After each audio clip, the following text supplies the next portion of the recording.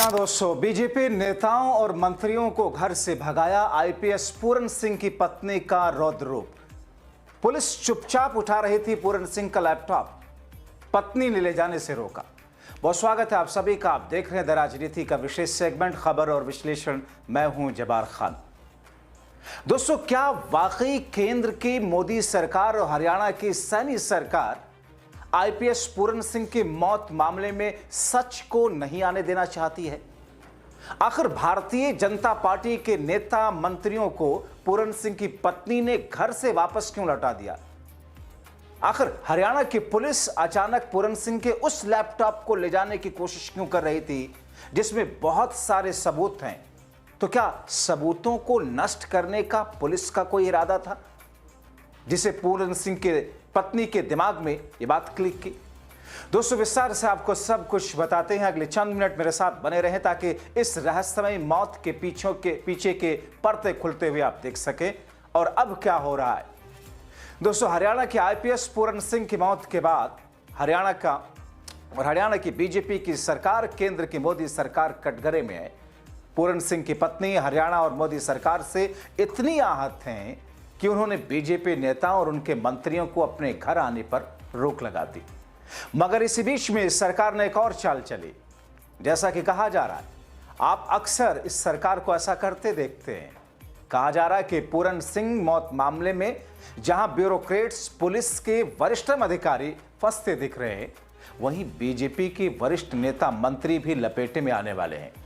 इसलिए अब सरकार और पुलिस जांच के बहाने पूरन सिंह का लैपटॉप, मोबाइल फोन, कई ऐसी चीजें अपने साथ ले जाना चाहती थी।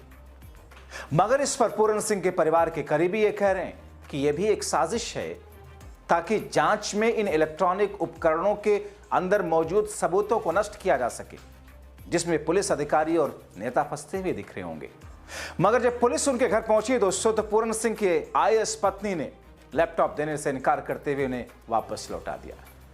दोस्तों, जैसे ही यह खुलासा हुआ, हर कोई सन्न रह गया। चारों तरफ से पुलिस प्रशासन और बीजेपी की नायब सिंह सैनी सरकार, केंद्र की मोदी सरकार पर सवालों की बारिश होने लगी। आपको विस्तार से बताता हूं क्या हुआ है इस पर। और उससे पहले बात बीजेपी मंत्रियों और नेताओं को पूरन सिंह के घर से भगाए जाने की। दोस्तों, सत्ता सिस्टम के दुराचार की भेंट चढ़ जाने वाले दिवंगत आईपीएस पूरन सिंह की पत्नी अमनीत कुमार ने घर पर आने वाले बीजेपी नेताओं मंत्रियों को वापस कर दिया। उनका कहना है कि नेताओं और मंत्रियों के आने से क्या हासिल हो रहा है, यह सब दोहरा चरित्र है इनका। हरियाणा की बीजेपी सरकार पर कोई असर नहीं पड़ रहा। केंद्र की मोदी सरकार गूंगी बहरी बनी है। दोस्तों, इसके बाद पूरन सिंह की पत्नी और उनके परिवार ने सुरक्षा कर्मियों को निर्देश दिया कि घर पर कोई भाजपा नेता या मंत्री आना नहीं चाहिए, दूर ही से उनको वापस कर दिया जाए। जाहिर तौर पर अगर यह सख्ती इस वक्त पूरन सिंह की पत्नी बरत रही है, अगर इतनी वो आहत हैं कि बीजेपी के नेताओं और मंत्रियों को घर तक पहुंचने नहीं देना चाहती हैं, तो इसका मतलब यह है कि जितना इस वक्त दिखाया जा रहा है इस मामले की गंभीरता, दरअसल वो हल्का है, उससे कहीं ज्यादा है। दोस्तों, बीजेपी राज्य में और इसके जानलेवा सिस्टम पर कटाक्ष करते हुए उनके घर पहुंचने की इच्छा रखने वाले कुछ बीजेपी के मंत्रियों और नेताओं को दो टूक सुनाते हुए पूरन सिंह की पत्नी और उनके परिवार वालों ने सख्त लहजे में कहा, आप लोगों ने अब तक क्या किया है? आप क्या कहना चाहते हैं? हमें आपसे कुछ नहीं चाहिए। आपने मेरे दिवंगत पति के साथ क्या किया? अगर सरकार चाहे तो इनका शव भी ले जा सकती है। दोस्तों, आईपीएस पूरन सिंह की पत्नी और परिवार ने अपनी मुख्य मांग हरियाणा के डीजीपी शत्रुजीत कपूर, एसपी नरेंद्र बिजराया और एफआईआर में नामित अन्य लोगों की गिरफ्तारी पूरी होने तक पोस्टमार्टम या अंतिम संस्कार की अनुमति देने न देने का फैसला फिर से दोहराया और चेतावनी दी। अब कहा जा रहा है कि हरियाणा पुलिस और नायब सिंह सैनी की सरकार, जिसे इस मामले में डीजीपी, एसपी और दूसरे आरोपियों को गिरफ्तार करना चाहिए था, मगर वो ऐसा ना करके पूरन सिंह के लैपटॉप और दूसरे उपकरणों को ले जाना चाह रही थी। इस पर कहा जा रहा है कि यह भी एक साजिश का हिस्सा हो सकता है ताकि सबूत नष्ट किया जा सके। दोस्तों, चंडीगढ़ पुलिस की चतुराई आप देखिए। डिजिटल सबूतों के नाम पर पूरन कुमार द्वारा लिखित ईमेल किए गए अंतिम नोट की टाइमलाइन को सत्यापित करने के लिए बात कह करके पूरन सिंह का लैपटॉप लेने आई थी, जिसमें सुसाइड नोट था ये नोट जिसके आधार पर 9 अक्टूबर को सेक्टर 11 पुलिस स्टेशन में एफआईआर दर्ज की गई थी, जहां हरियाणा के वरिष्ठ अधिकारियों के खिलाफ गंभीर आरोप हैं। मगर पूरन सिंह की पत्नी ने पुलिस की मंशा जांच में अविश्वास का हवाला देते हुए लैपटॉप सौंपने से इनकार किया। सूत्रों के अनुसार लैपटॉप में टाइप किए गए नोट, उससे भेजे गए ईमेल की जांच बेहद महत्वपूर्ण है, क्योंकि इससे सुसाइड नोट की प्रमाणिकता और मौत से पहले की परिस्थितियों की पुष्टि होगी। पुलिस इसे फिंगरप्रिंट्स और ईमेल ट्रेसिंग के जरिए भी जानना चाहती है। उधर चंडीगढ़ पुलिस एक और चालाकी दिखा रही है, जिसकी पोल पूरन सिंह की पत्नी ने खोल दी। मगर दोस्तों, इस मामले में अब तक जो जांच है, स्पेशल इन्वेस्टिगेशन की जो टीम है, वो क्या कह रही है सुनिए। वो कहते हैं कि जांच फिलहाल तब तक रुकी रहेगी जब तक आधिकारिक पोस्टमार्टम रिपोर्ट नहीं मिल जाती। रिपोर्ट आने के बाद ही पुलिस जांच को आगे बढ़ाएगी, कार्रवाई करेगी। अगर परिवार पोस्टमार्टम के लिए सहमति नहीं देता तो पुलिस मजिस्ट्रेट की मौजूदगी में कानूनी रूप से पोस्टमार्टम करा सकती है। अगर परिवार सहमत होता है तो पोस्टमार्टम पीजीआई चंडीगढ़ की मेडिकल टीम करेगी, जिसमें बैलिस्टिक विशेषज्ञ और मजिस्ट्रेट मौजूद रहेंगे। यानी कि एक तरीके से दरअसल पुलिस अब पूरन सिंह के परिवार वालों को, पत्नी को धमकी भी दे रही है और यह कह रही है कि साहब, अब इस तरीके से काम नहीं चलने वाला। अगर आप इजाजत नहीं देंगे तो हम अपने हिसाब से कानूनी तरीके से करेंगे। दोस्तों, तो ये तो अंदाज और थरथरी है। फिर मामले को और उलझाने की बात है जांच एसआईटी की। अब ऐसी स्थिति में अलग अलग तरह की बातें निकल करके सामने आ रही है। मगर दोस्तों, मैं जल्दी से आपको बताऊं कि अब तक जांच पहुंची कहां तक है पुलिस के नजरिए से। पुलिस उसमें क्या कहती है आपको बता देता हूं। पुलिस का कहना है कि चंडीगढ़ पुलिस को पूरन सिंह की कॉल डिटेल रिकॉर्ड से कुछ अहम सुराग मिले हैं।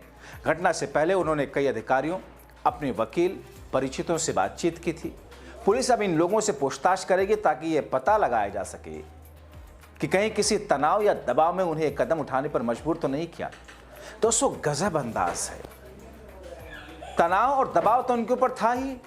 सुसाइड नोट में उन्होंने नाम लिखा हुआ, मगर मौजूदा वक्त की हरियाणा की सरकार को कौन समझाए, या केंद्र की गूंगी बहरी वो सरकार जो कि हरियाणा से सटी हुई है, कौन समझाए।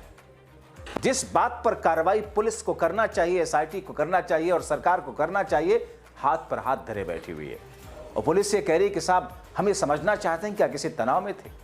पुलिस ये कह रही है अब तक इस मामले में 5 लोगों से पूछताछ कर चुकी है, जिनमें घर के नौकर करीबी शामिल हैं। पुलिस जल्द ही कुमार के गनमैन सुशील कुमार, जो कि फिलहाल रंगदारी के एक मामले में न्यायिक हिरासत में है, उनसे पूछताछ करेगी। तो दोस्तों, इसीलिए कहा जाता है कि जब मसीहा ही कातिल निकले, जब सामने से वेल विशर बनने वाला शख्स ही आपके लिए गड्ढा खोदने वाला हो, वो शख्स जो ये कहता है कि इस पूरे मामले को लेकर के हम संजीदगी से इसकी जांच करा रहे हैं, लेकिन अगर परिवार को उनकी जांच पर ही शक हो, परिवार को उनकी जांच ही दरअसल शक के दायरे में लगे, और परिवार दरअसल पुलिस के आला अधिकारी, जैसा कि लगातार डीजीपी की गिरफ्तारी की बात की जा रही है, लेकिन सरकार क्यों खामोश है। कानून तो सबके लिए बराबर होता है ना। यह अलग बात है कि दुराचार और शारीरिक शोषण का आरोप सुप्रीम कोर्ट के सीजीआई पर लगा, उन्हीं साहब पर जिनको मोदी का संदेश गया था, और फिर अयोध्या के मामले में जिनका फैसला था, मगर वो अपने ही मामले में जजेस की पैनल में खुद को उन्होंने शामिल कर लिया था और खुद को क्लीन चिट दे दी थी। दोस्तों, ये तो हाल है। मगर इस बीच में जिस तरीके का आह्वान आज कुछ घंटों पहले देखा गया, दलित समाज जिस तरीके से इकट्ठा हो रहा है, जिस तरीके से खाप पंचायतें इस मामले में आगे आ रही हैं, जिस तरीके से राहुल, सोनिया समेत पूरी इंडिया गठबंधन का साथ सपोर्ट मिलता हुआ दिख रहा है, ये मुद्दा देशव्यापी, देश स्तर का मुद्दा बनता जा रहा है, और खासतौर पर मौजूदा वक्त के बिहार विधानसभा चुनाव के माहौल में। ऐसी स्थिति में दोस्तों, देखना यह होगा कि क्या इस मामले में डीजीपी की गिरफ्तारी होती है, क्या इस मामले में जिन लोगों के नाम लिखे हैं सुसाइड नोट में, जिनकी तरफ इशारा है, क्या उन पर कार्रवाई होती है। दोस्तों, एफआईआर में आरोपियों के नाम तक नहीं डाले गए। हैरानगी की बात है, एफआईआर में SC/ST एक्ट के उन हल्की फुल्की धाराओं को जोड़ा गया था, जिस पर अब इतने दबाव के बाद जाकर के इन धाराओं को जोड़ा गया है। तो ऐसी स्थिति में दूसरी तरफ बीजेपी के नेता और मंत्री वहां पहुंच करके, अब दोस्तों, एक्टिंग में तो मास्टर ही हैं। जब कप्तान ही एक्टिंग का गोल्ड मेडलिस्ट हो, तो फिर उनके नीचे के चेले कैसे होंगे।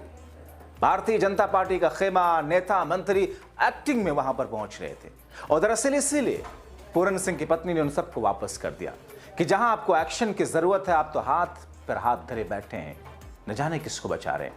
दोस्तों, ऐसी स्थिति में आप क्या कहेंगे? अपनी राय कमेंट बॉक्स में जरूर लिखें। अभी के लिए इतना ही, बहुत शुक्रिया।